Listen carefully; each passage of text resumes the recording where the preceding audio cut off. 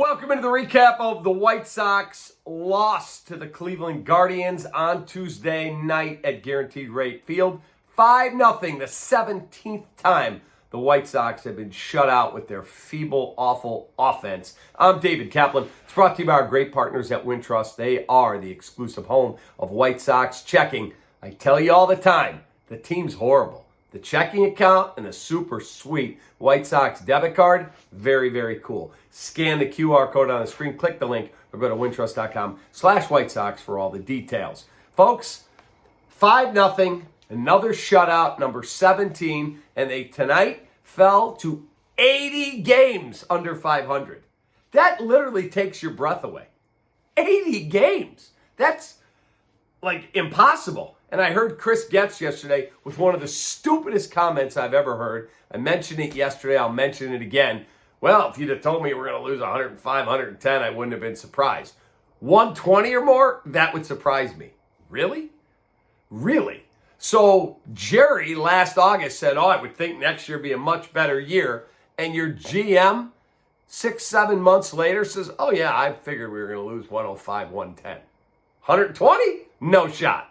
Guess what? You're going to soar past that freaking record. Tonight, the Guardians clinched a winning record against the Sox. As awful as the White Sox are, they came into this series 5-5 with Cleveland with 3 to play. Cleveland's won the first 2 games in the series, so now they are 7-5. One more game to go tomorrow, and they tonight have locked up a winning record against the worst team in baseball. Quick look at the numbers. Lively pitched 2 innings, gave up 1 hit, struck out 2, and then took a wicked line shot right off his body. That was an ugly, ugly thing. Fortunately, it seems like he's going to be okay, just bruised up. And then they went to a collection of relievers. They went to 1, 2, 3, 4, 5, 6 more guys with Avila pitching 2 innings, the most of any of the guys they used.